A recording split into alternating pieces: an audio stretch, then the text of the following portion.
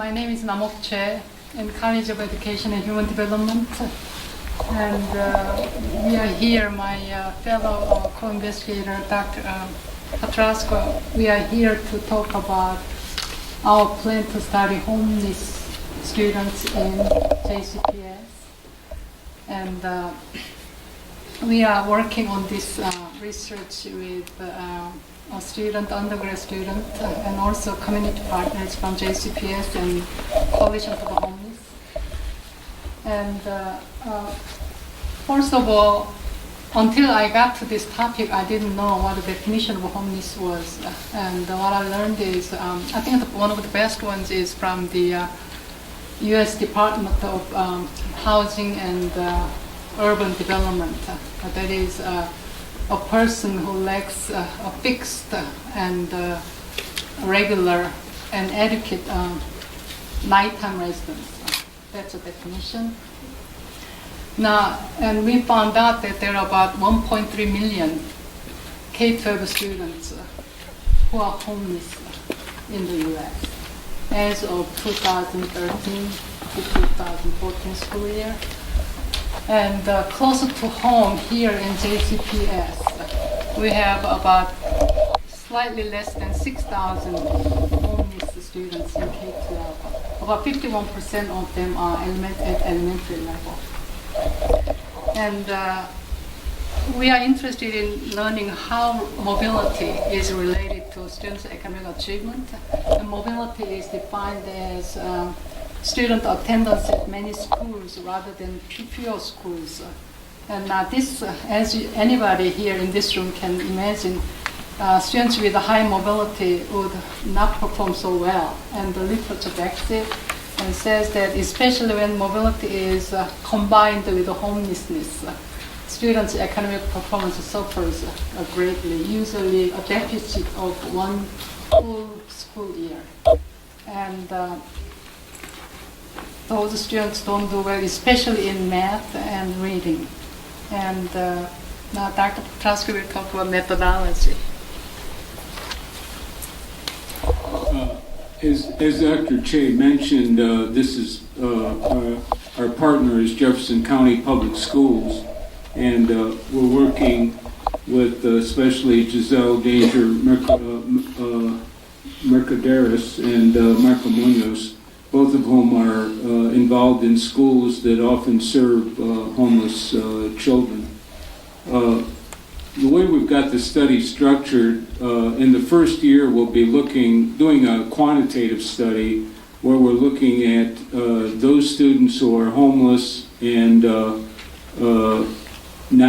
staying in pretty much a single school, comparing those with those children who move around a lot and have a lot of mobility, to try to estimate and see just how much does moving around from one school to another affect the student. Past research shows that it is negative, but research of this sort is always something that you need to contextualize.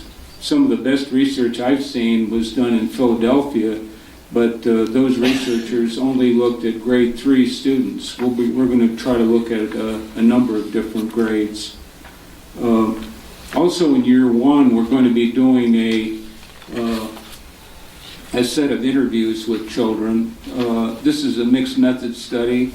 We'll be interviewing 20 children just to hear from their own voice what homelessness does to them as a student and what their life is like. From that group, in year 2, we'll be drawing some children that we feel could be useful in terms of their story about how they can perhaps there's some resiliency that some children have. Not every homeless student is necessarily negatively affected by certainly negatively affected by the experience, but they may be able to maintain their achievement levels pretty well. What can we learn from them? Now, most of this research sounds like straight social science research, but we're really looking for policy impacts. If you look at the second point there, we're going to be sharing our results with stakeholders, including people in Jefferson County Public Schools, the Office of Educational Advocacy, and the Director of Priority Schools, and principals of schools that have large numbers of homeless children. One of the messages we're going to try to help to deliver to those principals is, if you have a homeless child and that school is their home school, try to keep that kid in that school. If they move around a lot, that can be detrimental to their performance.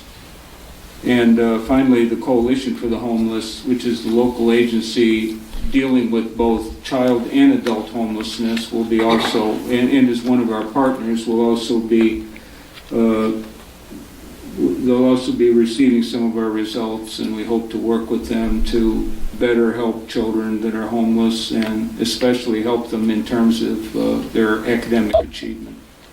So we're really excited to be on this project. We're very grateful to the consortium for their support, and we're going to be involving students. A student is one of our group, and probably other students, and hope to present our results to a national audience.